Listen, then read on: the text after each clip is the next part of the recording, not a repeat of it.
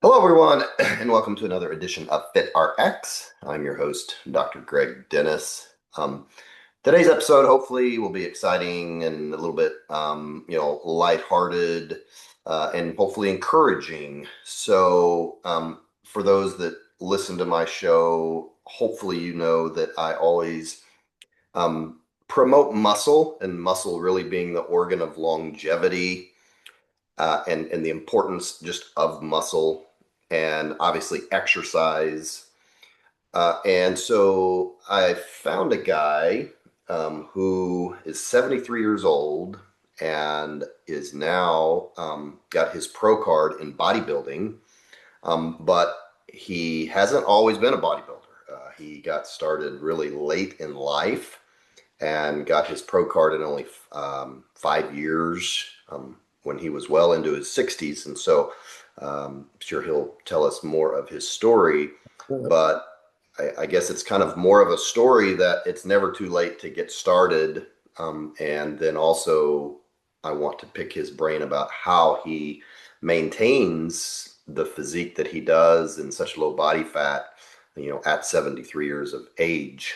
I didn't realize when I reached out to him that he is also in the medical field, so he's a chiropractor, which just makes it even that better, much better, and that he is able to help other people as well. So the guest is Dr. Ken Davis, and so Dr. Davis, appreciate you coming on the show. Yes, I appreciate you having me on this show, Greg. Really, and that you reached out and found me on the Facebook site, which I Yeah, enjoy very much. By the way, there's a lot of people, and there's some. Also, I just want to say there's some incredible stories from a lot of the people that are part of that group, and that have absolutely changed their life through that process. So it's a very great support group. yeah. It really is. Well, it sounds like you're one of them. As I mentioned, I'm a big believer in muscle really being the organ of longevity, and a lot of people as they get older, they just They make excuses, whatever. But you're somebody who that's really when you started. So, walk us through through the just process, the kind of, yeah, story. your journey. Yeah, how what you were like kind of Here, 20 years here, ago, what made you get yeah. started in kind of weightlifting, and we'll go from there. It's an interesting story because first of all, I was always an athlete. From when I was a kid, I grew up in Paterson, New Jersey, the home of Lou Costello, if you know who that is. Some of you, Abbott and Costello, the famous comedy group. I always played sports. I tried to be always. I have an older brother, 4 years, so I played football, basketball, and baseball. I went to college on a baseball scholarship, um, and actually got scouted for the minor leagues. I also am a third degree black belt in Taekwondo, an avid skier, um,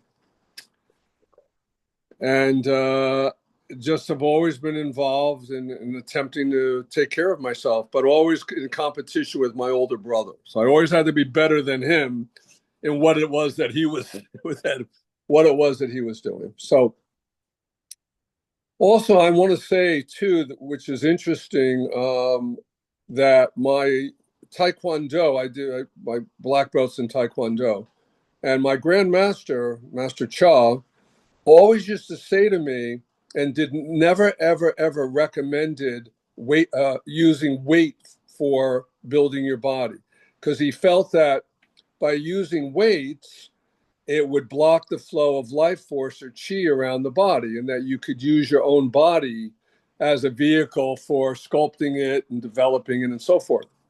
I have a son, Austin, who's now going to be 35, incredible shape, also a black belt, and always say, "Come on, Dad, let's." He was working out all the time. I wasn't. And he said, "Dad, come on, let's train together and I'll show you something." I said, "Nope, Boston, I'm not going to do that. Remember what Master Cha said, you can't do it, et cetera, et cetera, et cetera." So the story progresses where in my wellness programs that I have in my office, in my practice, I had a patient I'm close with who owned a gym, and her daughter uh, was a competitive bodybuilder, and they became involved in our wellness practices that incorporate diet, nutrition, exercise, hormonal evaluation, and other components. And they did really well. And as you know, sometimes a patient falls off after they're done with care. They don't come back for maintenance. And I hadn't seen her, uh, Stephanie, in quite a while over the months. And I happened to be on Facebook one day, and I see a picture of Stephanie, and she had put on like 80 pounds and was like, I'm saying, is that Stephanie?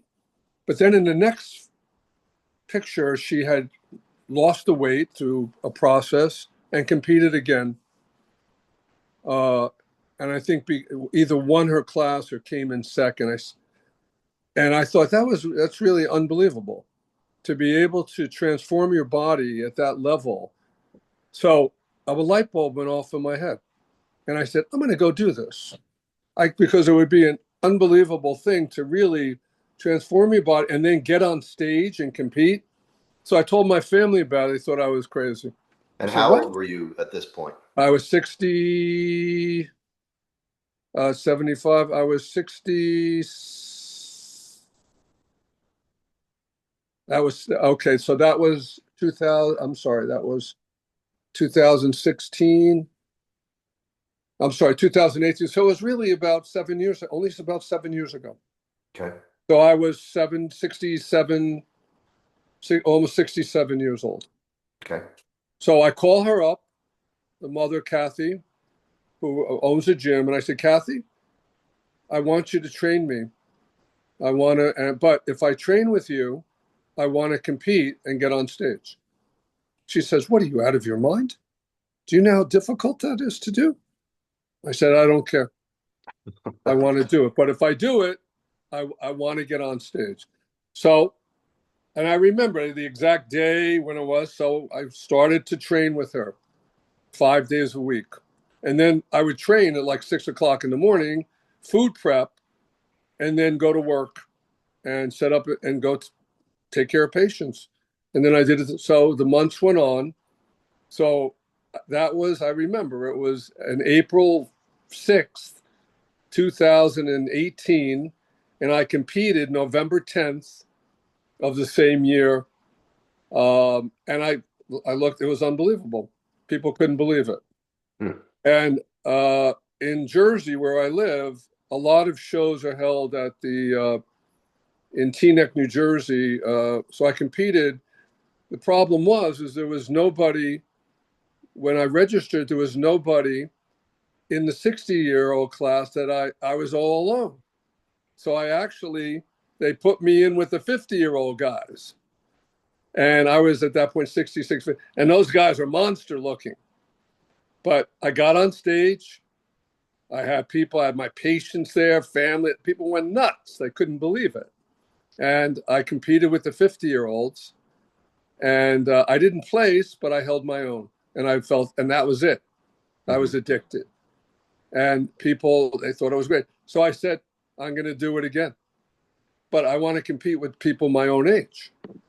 So I took a week off and, ate a little bit instead of the deprivation. And I started. And then I competed again so many months later, and I placed. And then I kept going. And then I started again, but that's when COVID happened. So I trained on my own. I created my own, in my living room. And I also have a farm, as I call it, a residence up in New York State, where actually years ago I used to raise llamas and alpacas. So that's what I did that too. So it just continued on.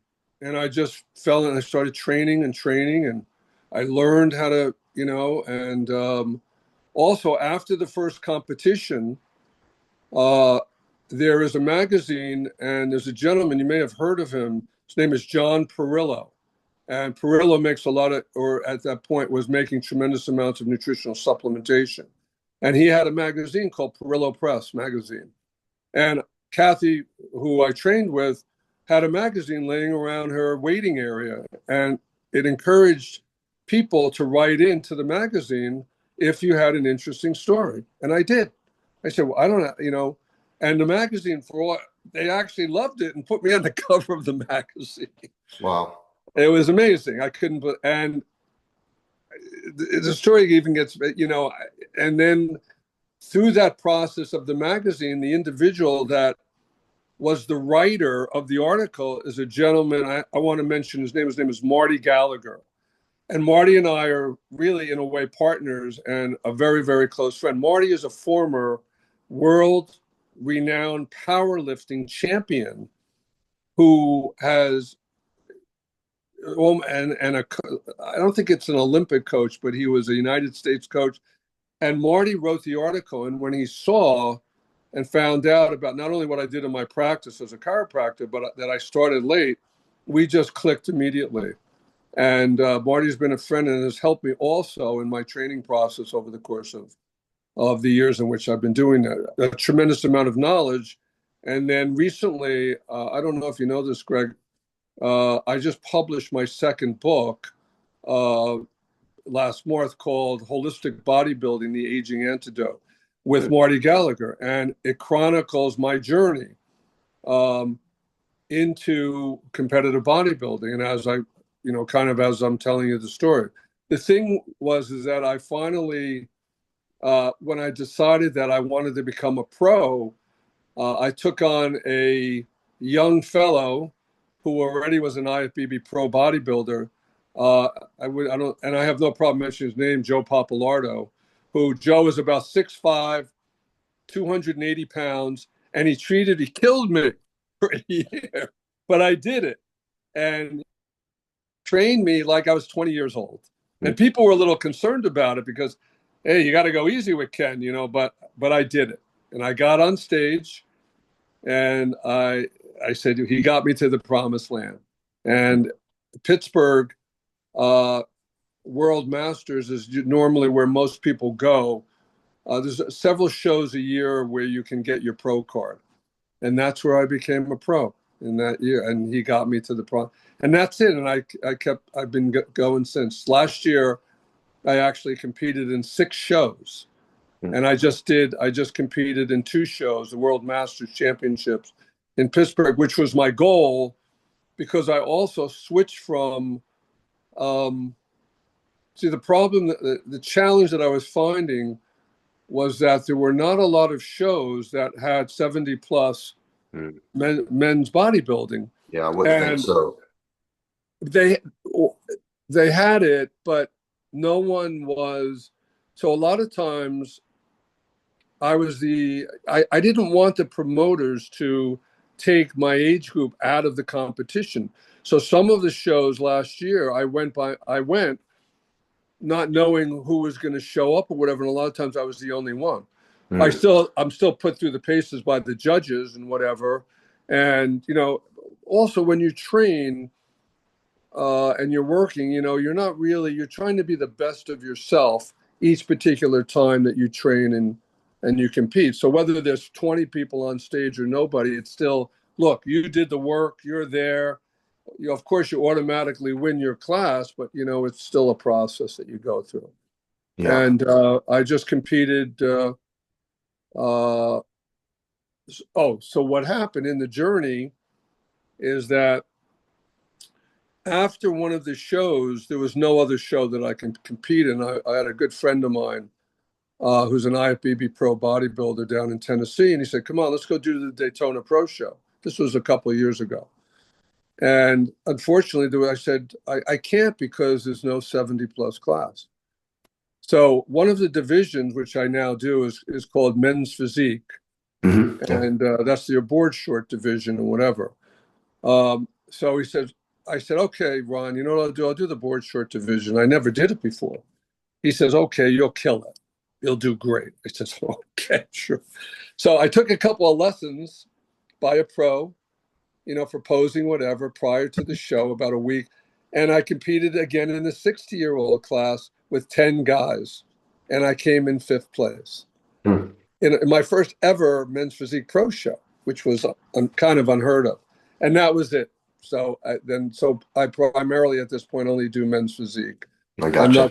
I'm not doing men's bodybuilding anymore. And Okay. that's what I just so in Daytona I took first place, 70 plus men's physique. Yeah. Yeah. So that's the And one thing I've done. It was before I turned 50, and it was kind of a bucket list thing, and I did a men's physique. oh, you did? And Wow. I did, yeah. And that was, and I did well, but I didn't stick with it. And I don't know that I'll ever do it again, but it did give me a little taste of it. Well, that's a It's funny fascinating, because I say the same thing. It is a bucket. I mean, those are the interests. I tell them it's a bucket list item. You right. know, if you do it once, but Yeah. Well, fascinating story. Well, I want to ask, so, it sounds like you were in good shape, doing karate and stuff when you got started, but I'm sure, I mean, your primary thing was probably just putting muscle on. A lot of people just think that you can't put muscle on when you're older, and you were over 65 starting. So tell us about that process. What were you doing specifically? What kind of workout were you doing in the gym? What were you eating to be able to put that kind of muscle on? uh, well, primarily I was first of all they wanted. Well, I wasn't necessarily bulking at that particular time when I first started. It was well, I was very much aware. Yes, I was in good shape. I wasn't at the level of being my percentage of body fat or being lean that Hmm. was required of me at that particular point. So I was continuing to monitor my body fat and whatever, and began to, of course, always increasing my. I mean, I always was a protein eater, and I was not never a dessert person. That type. It wasn't. Yeah, my favorite dessert was a piece of cheesecake. You know, but so I began to look at how many meals I was eating a day. I did a cleanse initially when I first started and just detoxed and cleaned myself out. And then followed primarily at that point, I was eating 5 or 6 meals a day. Most of them were protein based. So the kind of the guide, which I've learned a lot, is that we should be eating primarily the equivalent of grams of protein per our body weight. So if we weigh 200 pounds, we should be eating 200 grams of protein a day. Half of that should be our carbohydrate intake, and half of that should be our fats. So I was primarily following that, and I still do that particular equation in the process of my training. So, and of course, as you get closer to competition and filling out and whatever, that, there's carb depletion, there's carb loading. Yeah. But I was eating 5, 6 meals a day, every 2.5 to 3 hours. I've been actually food prepping for the last since the beginning.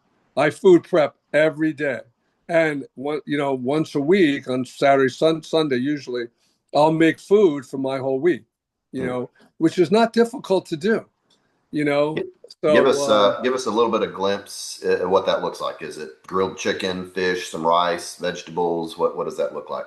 uh, I'll tell you exactly. So right now, where I'm debating, although I thought I was done, my coach is kind of after me and wants me to possibly do a show in November down in Fort Lauderdale, which I did last year in the men's bodybuilding. Okay. And so primarily, I'm doing my first meal is first of all, I'm doing fasting cardio for a half hour, 40 minutes. Okay. I'm doing at least a gallon and a half of water a day. Um, and I start out, so I'm doing my fasting cardio. I start, and then primarily my breakfast meal is so many ounces uh, of an organic natural oatmeal with so many ounces of blueberries. I put in with a little bit of teaspoon of almond butter and then I'll have so many ounces of egg whites. So that's primarily my major breakfast right there. So 2.5 to 3 hours later is meal number two, which could be uh, chicken, bison, turkey, shrimp, whitefish. Really, it's my choice with so many ounces of pineapple. It's my second meal. Okay. Third meal, similar protein component, and that's where my basmati rice comes in. So many ounces. This is usually fourth meal. Primarily, again, is your protein source with mixed vegetables, um,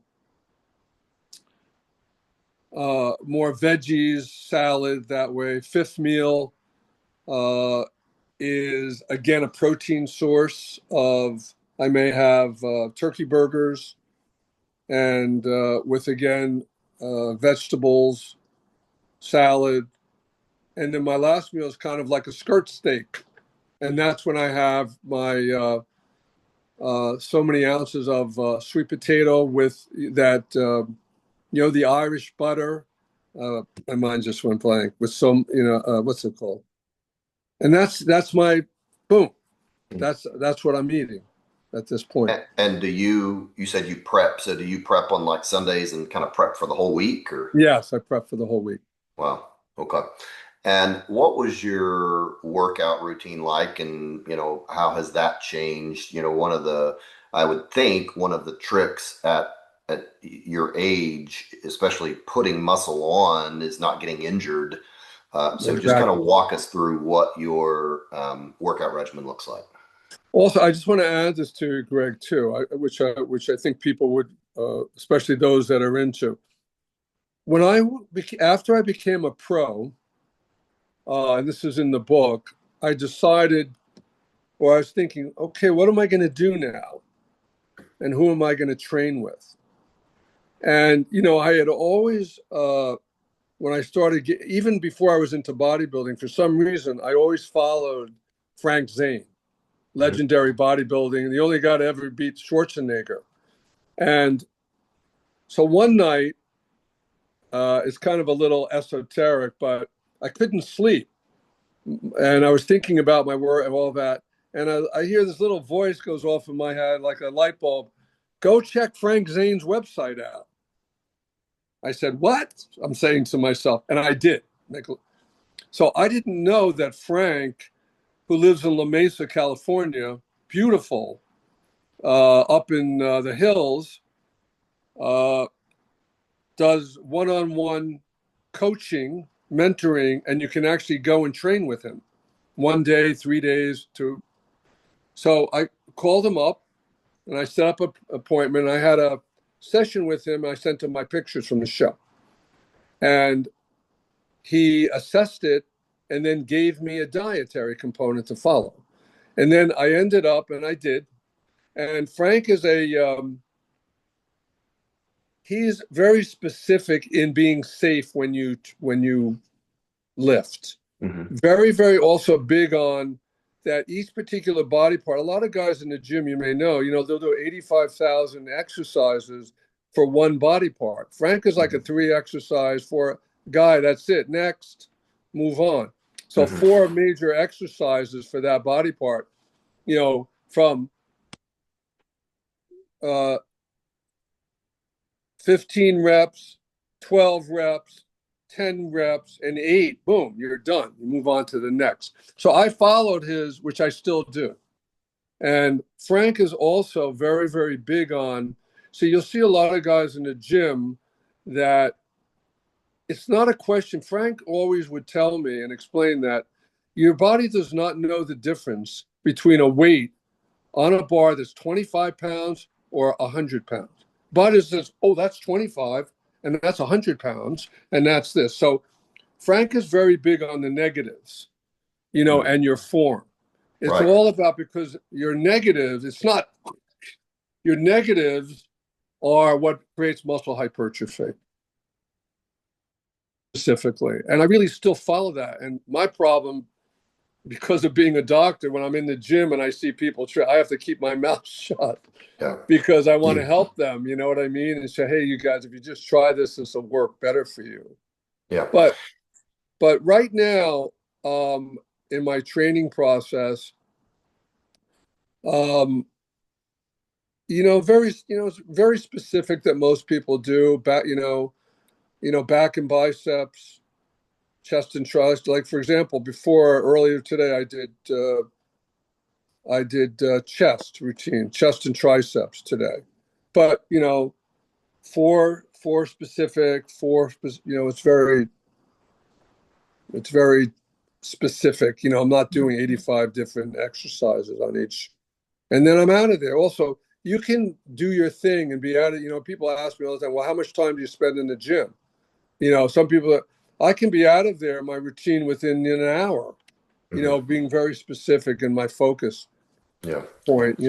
So it sounds like you're doing maybe lighter, a little bit lighter weight, higher reps, but very focusing on very good form. Uh, More lighter as I get closer to showtime, I do. You know what Yeah. I mean? So I'm trying to that, and I know you know this, and one thing that Marty Gallagher, who I mentioned, was that if I want to continue to put more muscle on, which he believes, and I know that even though I'm 73 years old, my genetics, that I still can put muscle on. Hmm. And if you look at it this way, that if I start for 1 week or whatever, and I'm just making this up, 10 pounds on both sides on the bar, and I'm doing chest press, and I add 10 more the following week. If you add up over the course of the months and weeks how much weight you're really increasing, the body innately, as you know, when there's a stress response, it's going to respond to that stress. Oh, he's lifting more weight, so I better create more hypertrophy and reactivity. It's like a stress response. Oh, Hmm. I'm going to get stronger and I'm going to put more muscle on so I can handle the demand of the amount of weight or the increase in the weight that's being put on in my lifting. And that's what I adhere to a lot. I always try now, I being an off season, I'm going to still try and put more muscle on, Hmm. in my ability to compete with some of these younger guys too. Not Sure. that not that I'm going to try and compete with the 30-year-olds, but Now, are you still doing mostly free weights? Are you doing compound movements like, bench press, squat, yeah, deadlift? absolutely. Okay. I'm doing dumbbells. I'm doing, uh, as you just said, compound. Yes, I'm doing all Okay. of it. Okay. Wow.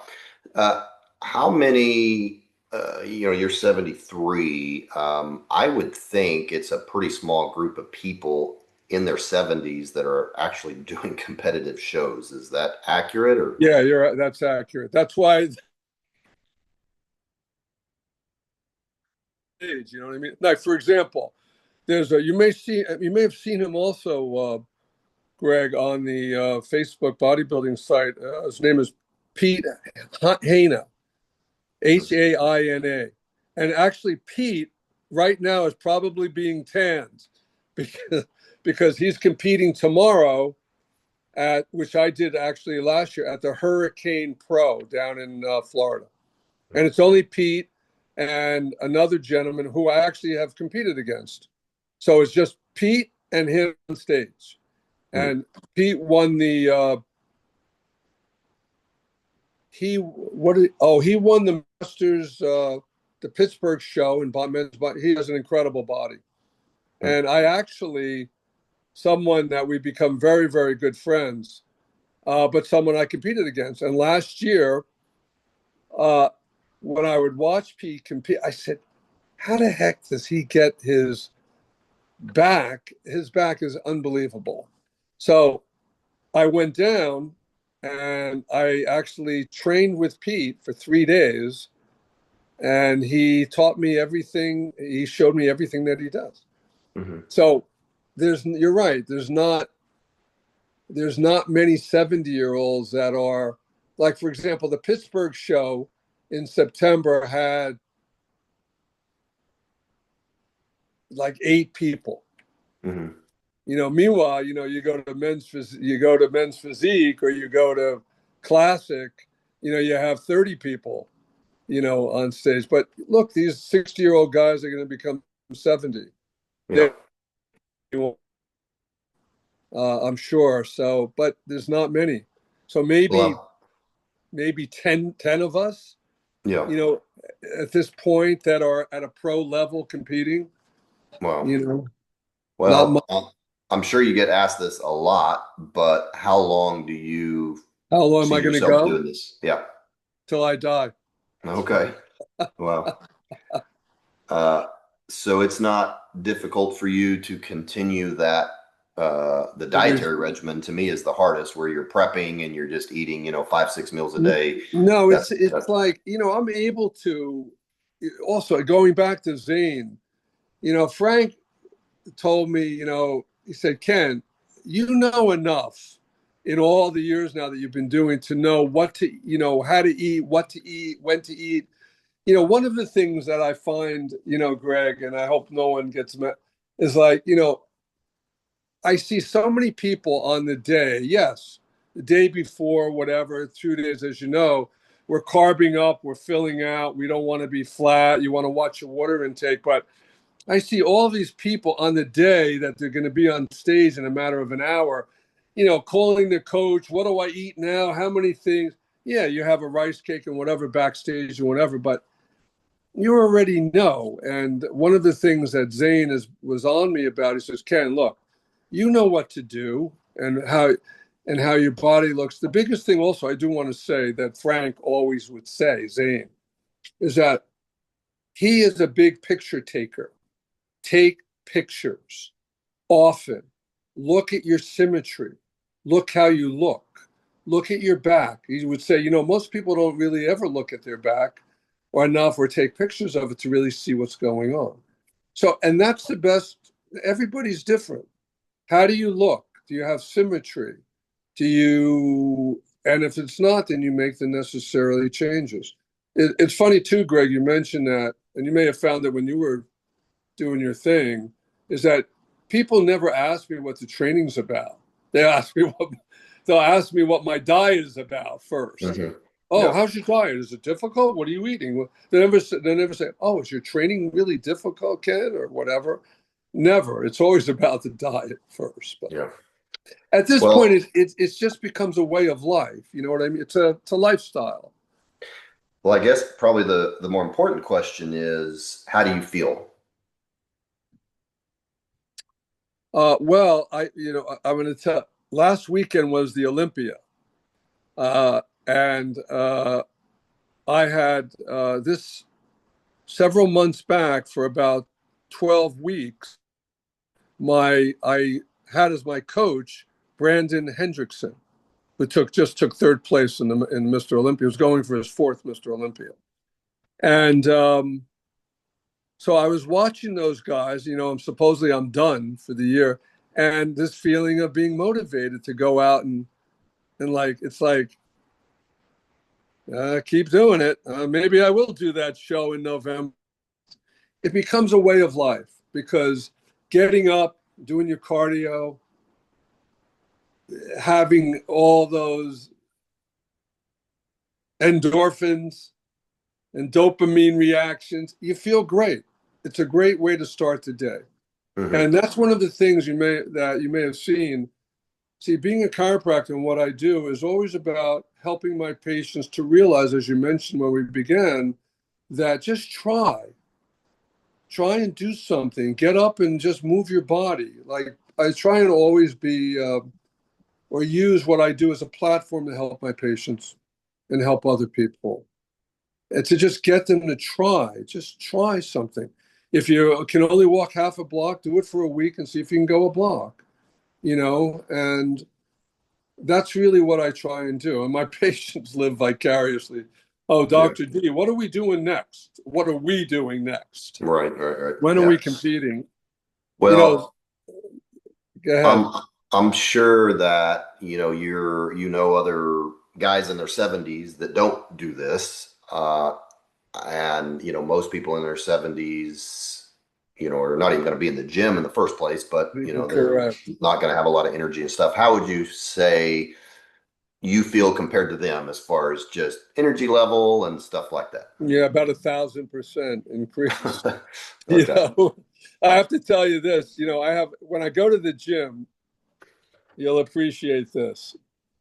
You have these young studs in there, all ripped and everything, and they see that I'm in really good shape, and so a lot of them always come up to me and says, "Wow, you really look. Do you mind if we ask how old you are?" I said, "I don't mind at all. I'm 73 years old." They say, "You're 73 years old? Wow, you don't look it." And they say, "You know what? I want to look like you at 73." You know what I say to them? "Why don't you look like me now?" Yeah. At 30 years, what are you waiting for is what I say to them. But, um, Greg, I don't have to tell you, the true pandemic that we're fighting in this country is obesity. Yeah. And, and also, as I mentioned, and this is not, there's a lot of people that are working out in the gym that are overweight. And working out is not necessarily, or lifting, going to change the weight component. You have to, yes, cardiovascular exercise. See, the book that I wrote with Marty is about longevity, and we believe and know that longevity is based upon number one, cardiovascular exercise, two, diet and nutrition, three, strength training, and four, which we can add, is your mindset. That's the key to longevity as far as we're concerned. And if you're going to work out in the gym and you're overweight, you have to burn fat. You have to get, also, I have, for years I had the InBody 770 machine. Hmm. And then I now use, I don't know if you've seen it, it's incredible. It's called a shape scale. Are you familiar with that? Hmm. It's a device by a company called Shape Scale that is it looks like a periscope. And you stand on the scale and it goes around the body. And I say it's incredible. And I have several of these things that I use for my training to evaluate my, body contour, inflammation. It's on. People listening could go to on Instagram. There's a lot of posting about it, and I know very well the owner of the company, a great guy named Alex. I actually was able to get Brandon Hendrickson. I turned him on to it and became a there. They took him on as a promoter of that particular product. Mister. So I utilize that also to evaluate body contour, where I'm at in my training and so forth. Yeah. So So most people listening to this are not going to want to get on stage. They're not going to right, want to exactly. become a pro bodybuilder. But I do have a lot of people kind of in midlife, What do I that do? want to get into shape and want to get into maybe their best shape, and just want to lose body fat and maintain muscle and gain muscle, which again I preach all the time. So. Uh, what advice would you give to those people who are maybe in their 50s, 60s, and even 70s who want to maintain muscle, not interested in doing competitive bodybuilding, but just want to build muscle, look their best? What advice would you give to those people? Well, apart from evaluating how they're eating and their diet, that's one major thing that I would have them do. The other thing is that works very well is a see, it's very difficult for a person to begin training that's, let's say, 65, 70 years old or whatever, that has difficulty standing up or getting out of a chair and standing up and having stability. Hmm. I don't know if you've seen, there are the cable system, almost like um, the TRX, right?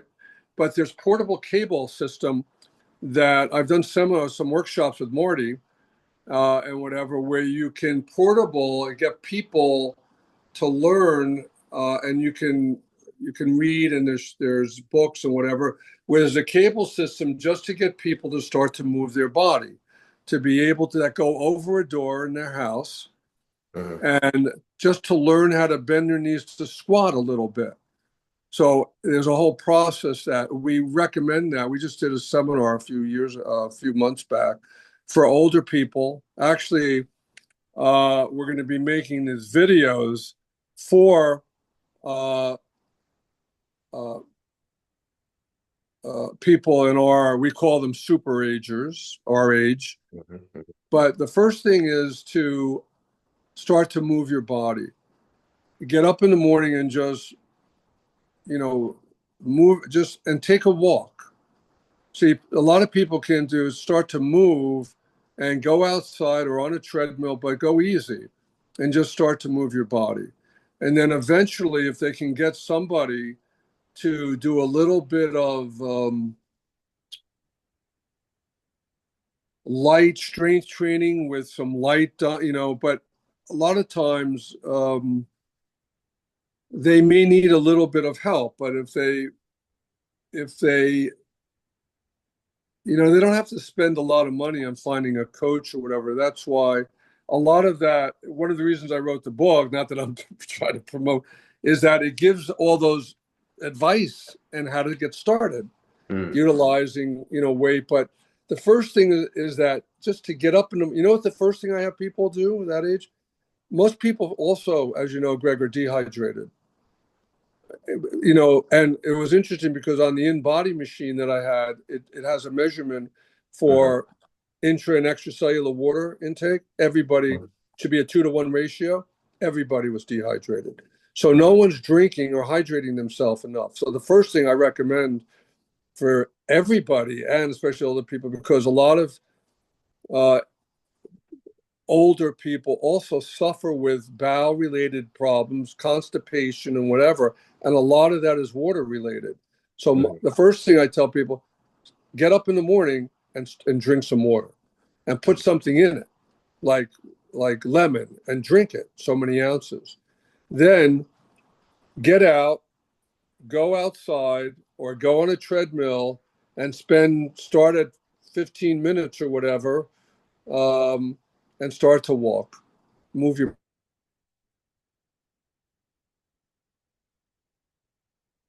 Okay, now we're going to increase it. So you feel comfortable? Yeah, I'm okay. I can go 2 blocks. All right, let's go to 3 blocks. So if you take somebody in increments that is not doing anything, then they begin to make changes. Now, for example, having Marty, I've referred a lot of my patients, for example, to him. He lives in Pennsylvania, and he does things with them virtually. Also, you can take an older person and have them do special strength training, exercise, whatever, only once a week, make an unbelievable, just one time a week for Hmm. about, and this is what he does with a lot of my people that I refer to. I mean, I do it too. I just don't have all the time. But, and they make incredible, incredible gains with some type of strength training exercise.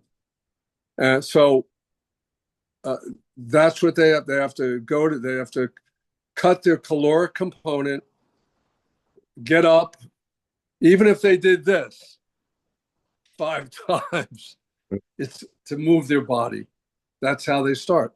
And then begin to really look at what they're eating and to substitute things that are too refined, as you know, too many fats and whatever. Because most people also, as you know, have, belly fat is the killer today. And too much belly fat is the fat around our organs, which leads to diabetes and cardiovascular disease.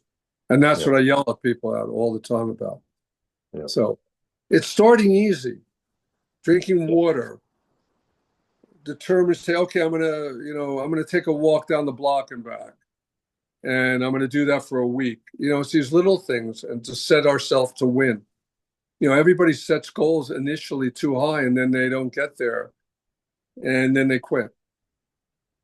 And a lot of times we need also support from the other members of our family to and that's another thing, the mindset element where people say, It's good for you, but I'm too old.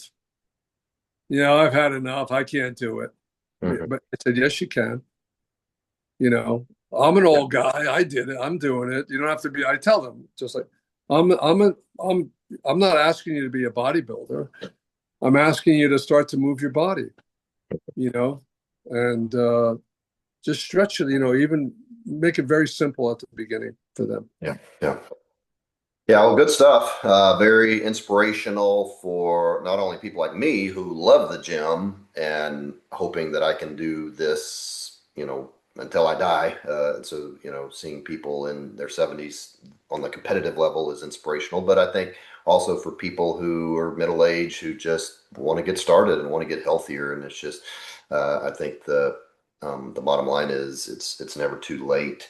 Never too late. So yeah, and we didn't even get to a chance. We're kind of out of time here, but you're also a chiropractor and you're still working. But I will put your website if people want to check it out. So it's Davis DAVISHS.com. Is that correct? Also too, Greg, give them I have no problem with anybody texting me or whatever, or telling me, hey, I heard you on this. And I'll always get back to them. I love to talk to people. I have no problem with it. And just give them my cell phone number. Tell them to text me. I'll get back to them. If I don't answer, leave their name and whatever, and the best time to get a hold of them and their Yeah. phone number. So Okay. Well, I love to do that. I really all do. right. Well, appreciate that. Appreciate your passion about just health and what you've done. What was the name of the book again? Holistic Bodybuilding, Holistic Bodybuilding, the Aging Antidote, Dr. Ken Yeah. Davis. And I love that. All right. Well, as we wrap up here, I always ask my guests if they could give us one health tip that would make us healthier today. What would you say to that?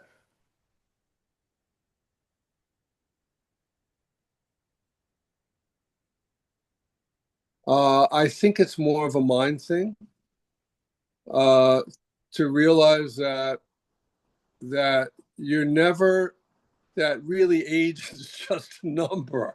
That there's never a time you're too old or whatever to be. Once you make a decision, see, I believe that once you decide to do something, again, the universe, so to speak, moves around and says, boom, done, let's go.